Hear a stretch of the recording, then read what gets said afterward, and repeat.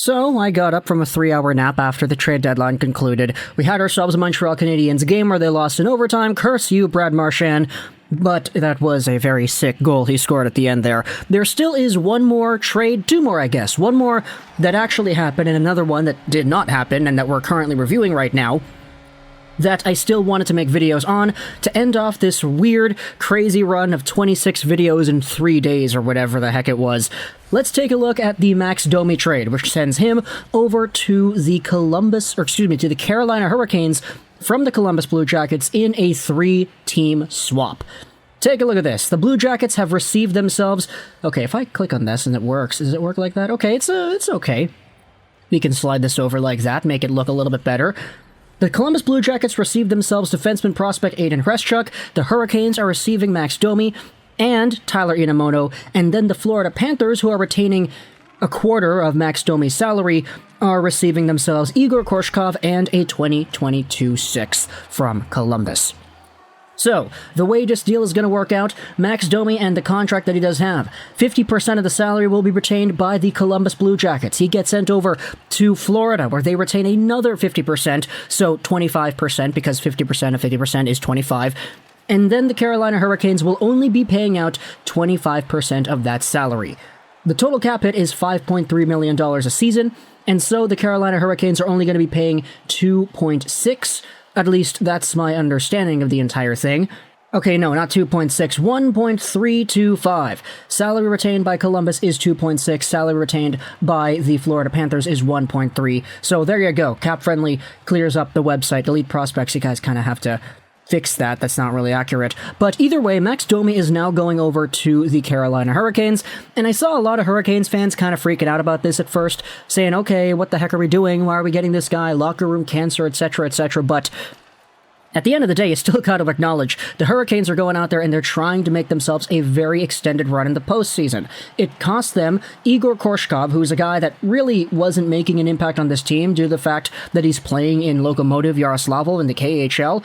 Now, I'm not really too sure whether or not Korshkov is going to find himself on NHL ice within the next few seasons, but either way, the 25-year-old 6'4" forward is now part of the Florida Panthers system, so if he does come back to the NHL, he'll probably suit up over there. He did have one season played in the Toronto system, split between the NHL and the AHL, but he has been a pretty solid middle six Lokomotiv forward since then.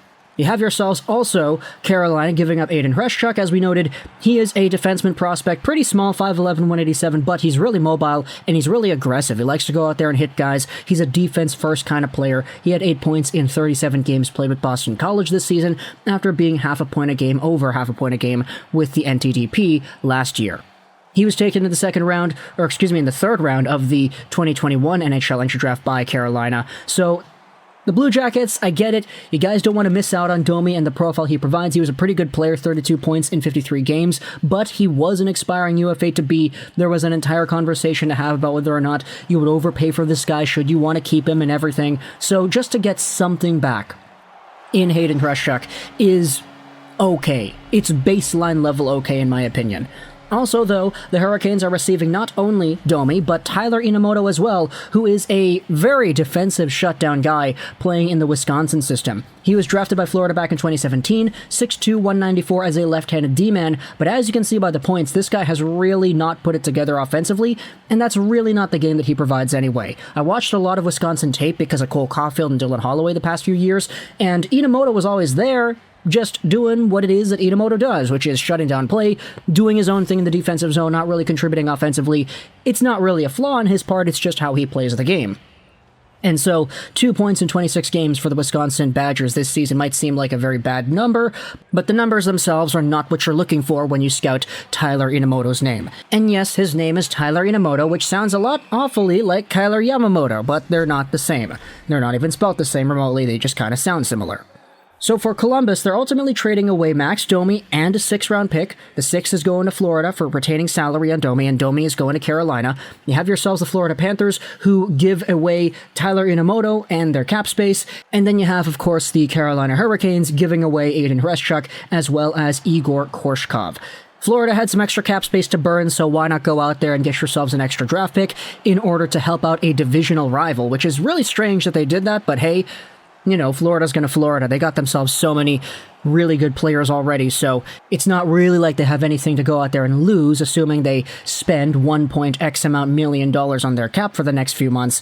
But I also wanted to talk about one more Carolina thing as well. They re-signed Jesperi Kotkaniemi to an 8-year offer sheet with an AAV of $4.82 million.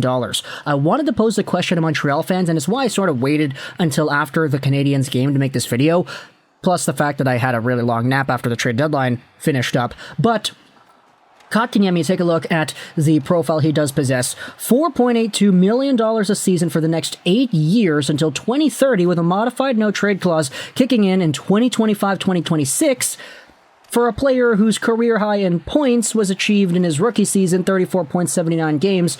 This season he's on pace for 31 points in 79 games, playing on a Carolina team that is much better than the Montreal Canadiens have been, aside from, of course, the part where they went to the finals. Is this contract a good contract? 4.82, locked up for 8 years for a max 30-point-ish NHL center. Now, Kotkaniemi is only 21, so he will get better as time goes on. He's not going to be a 30-point center for the entirety of his career. But what exactly is the ceiling with KK? Does he have that 70, 80-point potential that some people thought he did back when he was drafted because his first season was better than Alexander Barkov's? Or does he max out as maybe a 40, 50-point guy? Is that price tag of $4.8 million for 8 years until the guy's 29 years old appropriate? Because the Carolina Hurricanes, they shelled out some money to keep this guy, and they, boy oh boy, are going to keep this guy for a while. And for Montreal fans, you gotta remember that this is all just kind of retribution for that Sebastian Aho offer sheet all those years ago. Kotkaniemi getting re-offer sheeted at $6 million, the Canadiens not matching it, and now there's this contract on the books for $4.8 million a season. If you're Montreal and you had the option to re-sign Kotkaniemi till 2030 at $4.82 million a year for 8 years, would you have done that? Let me know in the comments all your thoughts about this entire thing, because I get it.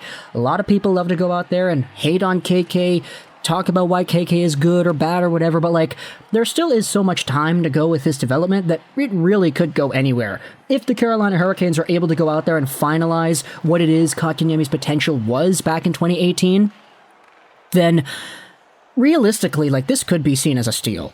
If you get Kotkaniemi playing at a level that's at or better than a Barkov, which I don't want to say is realistic, it's probably not, but a lot of people back in this time frame in 2018-19 were sort of saying that because he had more points than the guy. If you're able to do that, and you have this guy signed until 2030 at $4.8 million, that's fantastic. Fan-freaking-tastic. It's not guaranteed, and I would say it's not even likely, but it is a possibility. Therefore, I do think it's noteworthy to bring up at the very least. So you can let me know in the comments all your thoughts about Kotkaniemi and Domi both being a part of the Carolina Hurricanes over here. It's going to be so weird because, these two guys are most recently Habs in my mind, but, they only shared one season, right? Or 2 seasons, excuse me. Domi here 2018 to 2020, and then Kotkaniemi was also here 2018 to 2020. My gosh, reuniting the players from the Canadiens whose last names end in I's, right? Domi, Kotkaniemi, hopefully they're going to play on the same line just because I think that would be really funny. But let me know in the comments all your thoughts about the 3-way trade as well as the Kotkaniemi extension. I hope you enjoyed this video,